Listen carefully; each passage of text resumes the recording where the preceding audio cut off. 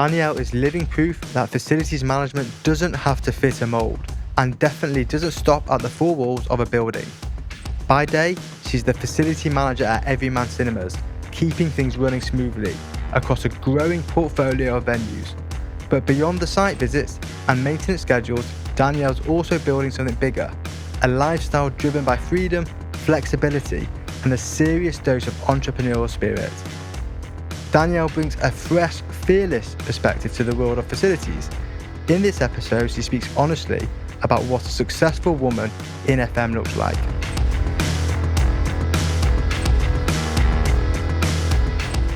Danielle, it's so great to have you on the FM Fix. How's it going? Yeah, good, thank you. Thanks for having me. Pleasure. Looking forward to it. So, the FM industry has about 70 to 30% split of men versus women. What challenges are women facing in the industry? I think not being heard, one of them. At the moment, I'm quite fortunate. I've got quite a good boss who does allow me to do what I want in my role. Prior accounts, not so much. It's pretty much I work for the manager and I do what they say. So it has helped being in this new role and it not seeming so harsh as what it used to in accounts coming up to where I am in my career now. But it is challenging being a woman. And I have faced where I've had to manage male staff under me. I had a comment once that he said he wasn't going to talk to me because I was a female. You're joking. And I had to tell my manager, can you have a word with him? Because he won't deal with me because I'm a woman. And nothing got done about it. It was just a case of he's just being him, which I didn't think was very professional. But that's, I guess, what women have to deal with sometimes. It's not professional, and it's not rude, and it's just disgraceful. Yeah. But yeah, he wasn't taking orders from a woman, apparently. Wow. Yeah. Wow. Yeah. Sometimes, you just don't think, these scenarios happen because, you can't imagine it, yourself. Yeah, no, I know. I've got a nearly 3-year-old daughter. I wouldn't want her experiencing any of this. Yeah. It's challenging, especially when you're told to do your job by your manager and you're not able to do your job because the person that you're trying to manage doesn't want to play ball. So it was challenging in that role, and it was one of the reasons that I did start to look for a new position within the FM role, just to be more respected as a professional, whether I was a male or a female. That was the only challenge I've faced really as a woman. I think it was hard. It just shows the importance of culture. In organisations and how important that is when looking for new roles and staying in existing roles. So taking it back, how did you get into the world of facilities management? It's a funny one. It'll probably make you laugh. I'm intrigued. When a lot of people say they stumbled into FM, yes. I stumbled into it, but I actually thought I was going for a role in an FM radio station, like literally. I thought FM sounded like a radio station. So I just assumed I was going for a job in a call centre, like a radio station call centre. So it was really funny. And when they called me back to ask me how the interview went, they were like, how did it go? I was like, well, didn't really think, I didn't know what job I was going for. So I probably did rubbish. She's like, no, they really liked you and they want to offer you the job. And I was like, what?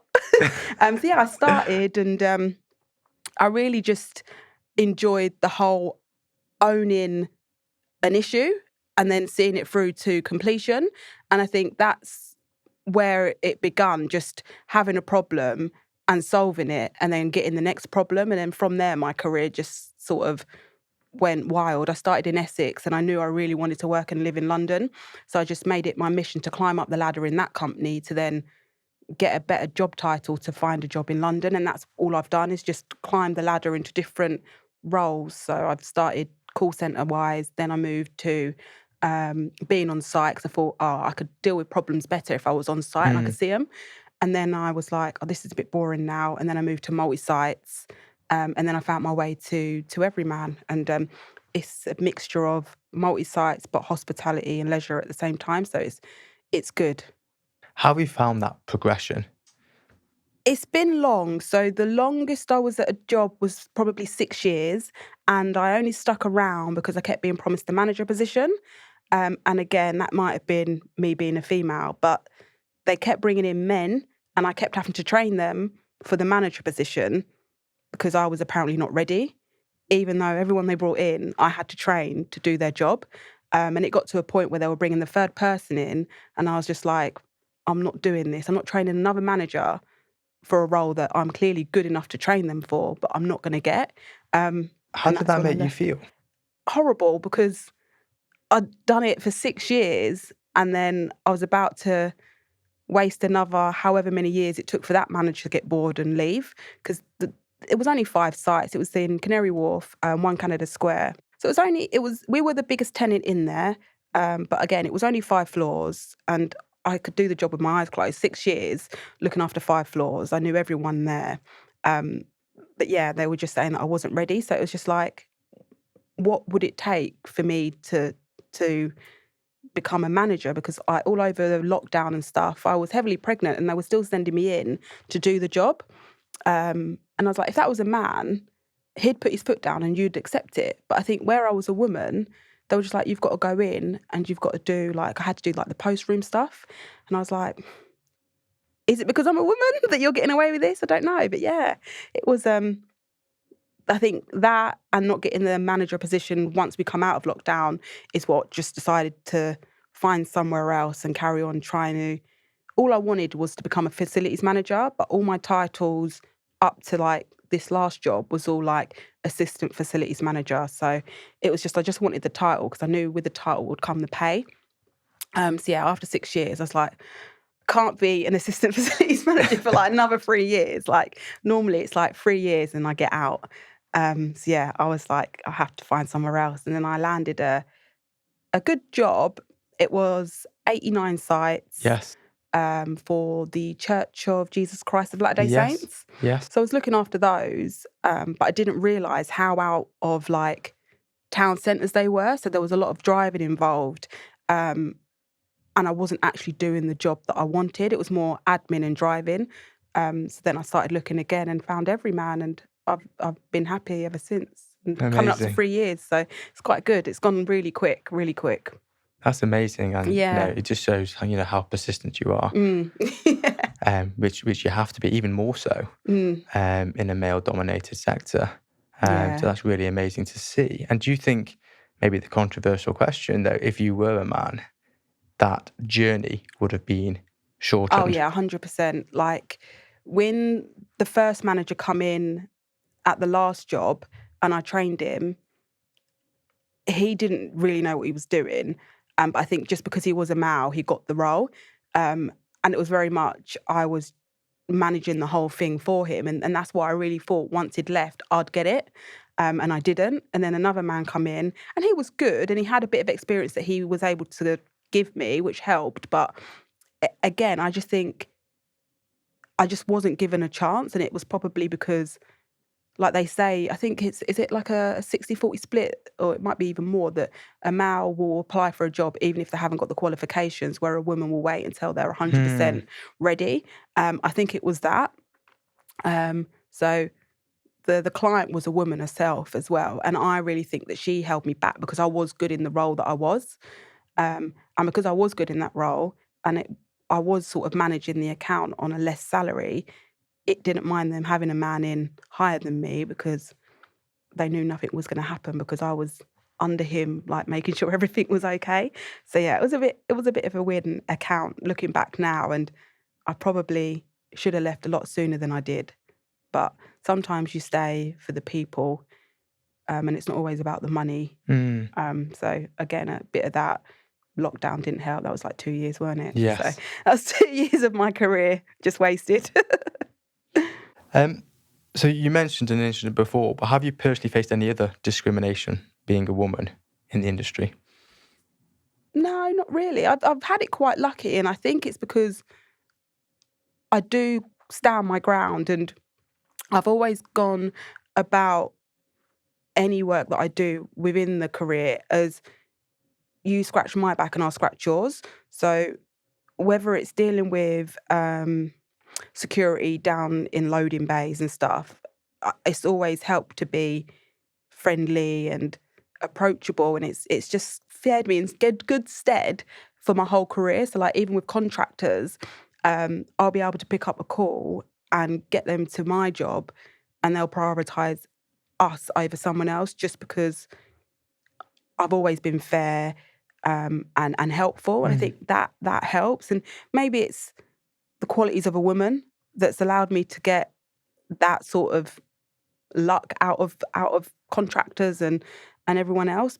I don't know if a man could do it as much as good as me, but yeah, it has helped. And like, I think the work that I do for Everyman, they're quite impressed, and how quick we get things resolved is, I think, down to the relationships I've been able to build as a female in the industry, and because I've been in it for so long. Like, I've done it for 15 years now, so I can do Everyman with my eyes closed, but there's more that I want than just doing FM. I want to do, like, I love systems, so I think starting with Everyman and being able to own a system now, and really make it my own and put all processes in place, it's really good. And like I say, my manager's the only one that's seen me as a person rather than just a body and a female. Like, he's really just let me own the role and take the reins, and it's allowed him to, like, take more annual leave or switch off on a weekend and stuff, where I've always felt micromanaged in all my other roles. So yeah, no, I'm quite happy. And as much as I don't want to climb the career ladder anymore, I still feel like there is room to move within the business, and get into more project side of things. But doing, like, facilities management is probably not for me anymore, just because it's taken that long to get where I am. And I don't think I've got like another 15 or 16 years in me to just get to the top. I'd rather just see what other areas there are within FM that I haven't maybe looked at, and project management is probably one of them. What do you think are the key opportunities for women who want to become a facility manager? Yeah, I think there's definitely more opportunities for women, and even our business is more is looking at diverse roles, and it's something that they're trying to push towards. So like more females in leadership roles and stuff like that. So I think now's probably the best time as a woman to try and break into an industry like this, just because they're probably going to be pushed up the top. Just, I say it's like a tick box exercise, but at the same time, it's still a win. Yes. It's still a win. Like, we've just had our ops director, the position's been filled by a woman, so it's quite nice to have another woman within our department. So I don't feel like the only woman now, so that's quite nice. And I always like seeing women in higher roles, because it just makes me think, oh, there is room for me up there as well, and it's not just all men.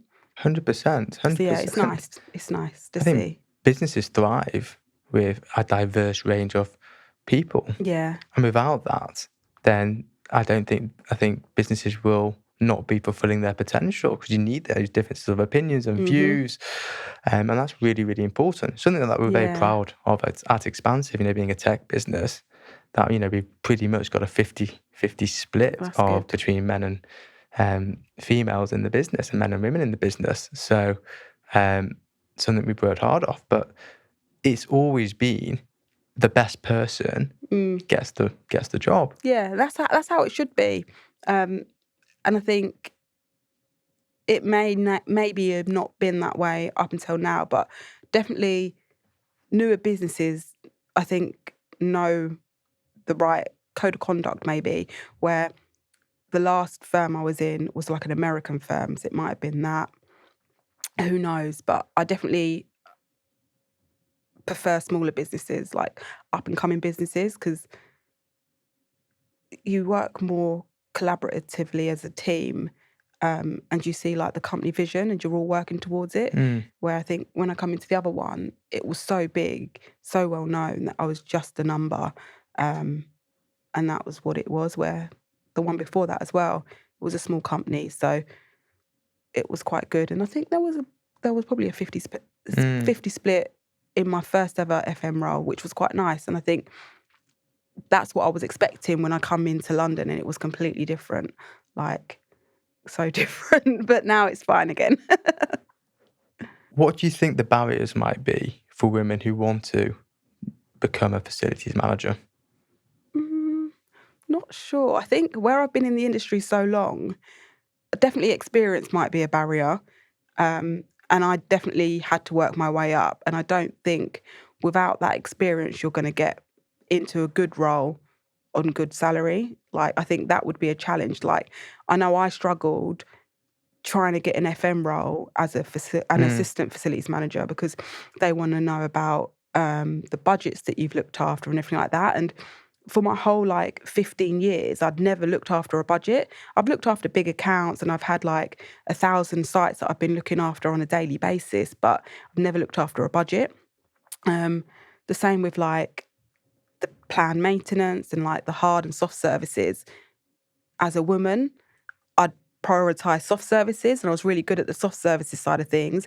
But I remember at my interview for Everyman, they were like, so if the aircon breaks down, what are you going to do? And I was just like, I couldn't tell you how to fix an aircon, but I could tell you I would pick up the phone and I'd get someone there.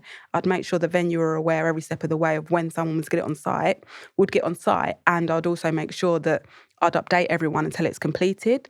And that was good enough for them. But if I hadn't had experience in those situations, they'd probably expect me to start talking aircon jargon to them or something like that, just to pass the interview. So it is quite challenging, and I think they expect you to just know stuff when you're coming into the industry.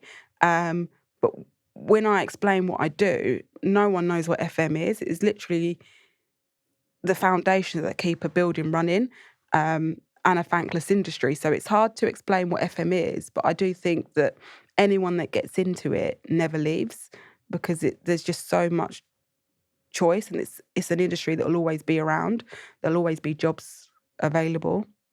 Well, hopefully we can change this with this podcast. Elevate FM like it should. Yeah. Yeah. So we've got a closing tradition on the FM Fix. And we've got some quick fire questions. Okay. No thinking's allowed. Oh, God. Just whatever comes into your head, you've got to answer. Oh, dear. Are you ready? Yeah. Cool. Which part of the building causes you the most stress? I don't have a building, but I'll say venue, and it's Hampstead. And it's because it's our flagship, and all of the board go there. So if there's a light out, it needs to be fixed yesterday. So that one causes me the most stress. Because it's next to your head office, isn't it? Yeah. This is like a trial site. So everyone goes there, and it needs to be immaculate, but it's the oldest building ever. I get that. Where do you find inspiration for the role? The venue team, helping them, they depend on us so much, and I think that inspires me to do better at my job. What's the one piece of advice you wish you would have known when starting off? Researching FM properly. There you go. I probably wouldn't have started. Well, you can learn about it here. Yeah. Honestly, thank you so much for joining problem. us today. It's been really, really interesting to speak to you and get your experience. And it's been great to have you here. Thank I hope you. you've enjoyed it. Yeah, no, it's been fun. Thank you. Good.